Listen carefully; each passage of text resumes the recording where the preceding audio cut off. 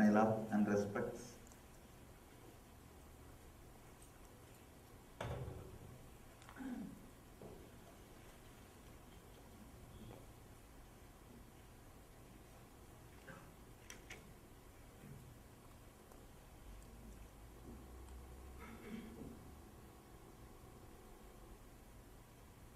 Please explain.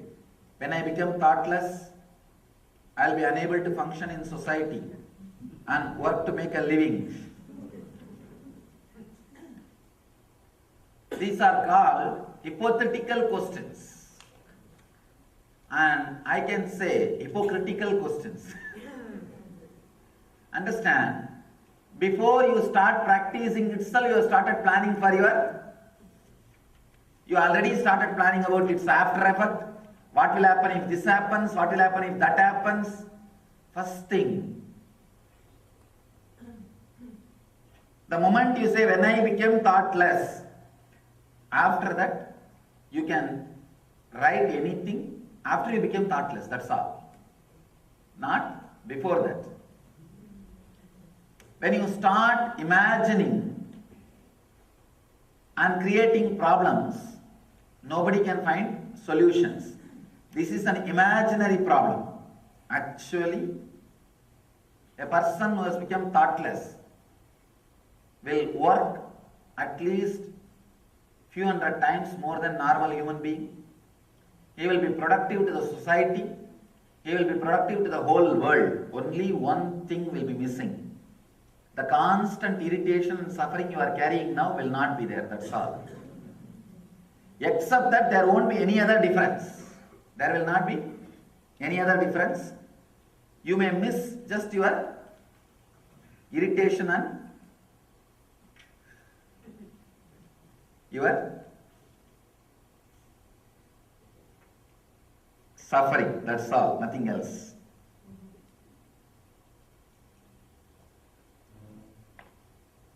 I see there is a proverb, ignorance is bliss. No.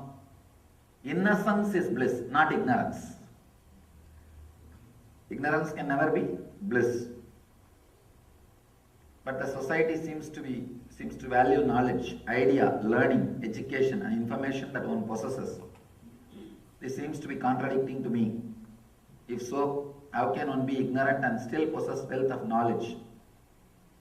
Having tremendous knowledge and not being egoistic about it is what I call innocence. Innocence is bliss. Ignorance can never be bliss.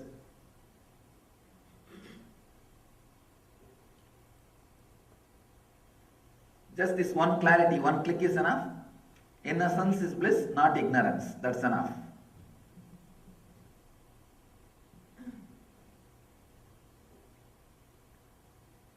Here is somebody is asking, could you please explain with examples to drop the ego, the thinking ego?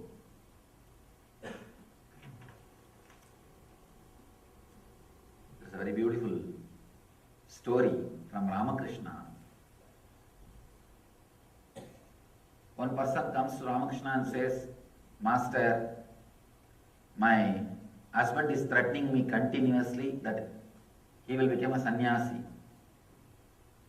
Ramakrishna laughs and says, never bother, the person who threatens will never do.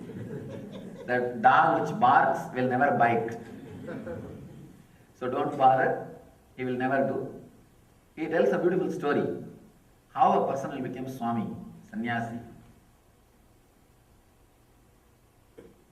One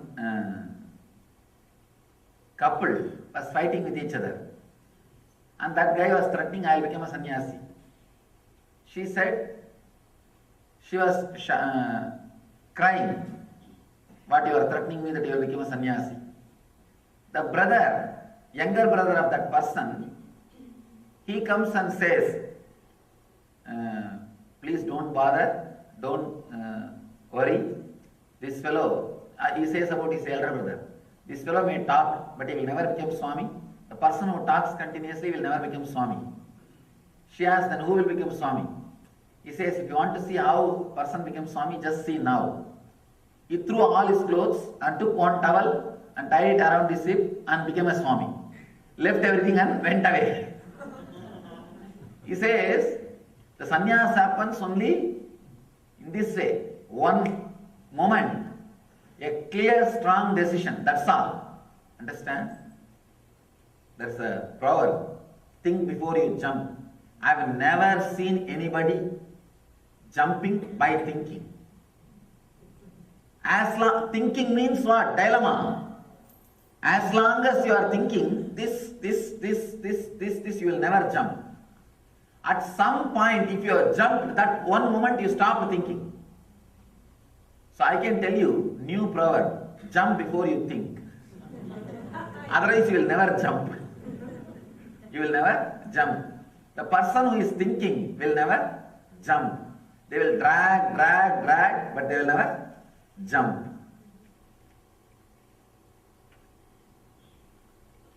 Bite my nails frequently when I am anxious or serious or during thinking.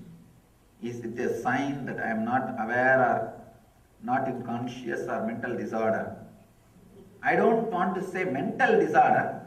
Can be a habit. I have seen too many small things are also become a very complicated thing. When you start giving a big idea, disease, this, that, all those things, and I don't think it is that big problem. Understand? Even a small thing, people come and tell me sometimes, Swamiji, I don't get sleep in the night. I tell them, perfectly alright, then work, that's all. And daytime lie down, and you feel like sleeping, lie down. See, whatever is said and done, you have one important automatic mechanism in you. When your rajas is exhausted, you will settle down in tamas. Anybody you can trust. When my restlessness is over, my body will automatically retire to rest. He does not need sleeping pills. You don't need. The problem is, you are put in a very unnatural routine. Unnatural routine. Second thing, you are not enough inspired to follow that routine. First problem, unnatural routine. Second problem, you are not inspired enough to live that routine. Third problem, very important problem, your body intelligence is not allowed to make even small changes. Understand? There is no such thing at particular time you have to sleep. There is no such thing at particular hours you have to sleep. One day if you don't feel like, don't bother. Do not start thinking, I think from today I am developing insomnia. And so many ads, especially when you see in the TV, what you will naturally do? You will start comparing with yourself. Another big difficulty, even I cannot speak all these things openly here because there are so many legal complications. So now I have to make a disclaimer. No, better consult your doctor before you start practicing these ideas. Anyhow, the pure cosmic energy that speaks through you, is it also the same cosmic energy that speaks through the Christ, Buddha and every other enlightened beings? Naturally. Anybody who is enlightened and any enlightened master, through him only the cosmic energy speaks, there is nothing else. Anything which comes out of them is a pure cosmic energy, continuously sharing the same truth in so many different ways. You can say Buddha spoke for 40 years. And there is a statement by Buddha, I never spoke, I never opened my mouth in last 40 years. Because he never uttered a single word. The cosmic energy is continuously expressing itself. So much of life seems fulfilling. I think that this idea that there is so much still to live in ordinary life holds me back from enlightenment? What to do? First thing, so much is there to live ordinary life means your mind is still giving a hope. Your mind is still giving a hope. The mind which gives the hope is the ultimate hopeless thing. By giving hope, it constantly keeps you in hopelessness. So, of course, either you learn from the master and realize, or you learn from life. It may take little time. What to do? How to truly give you permission to work on one's mind and remove its hold on the self. This intention and unclutching meditation is what needed. Yes, that too is enough. Is surrender required? Surrender means the clear intention and the simple unclutching. That's enough. Surrender does not mean you will fall flat every time when you see me. No. That may get only knee pain and back pain to you. That may not do any real work.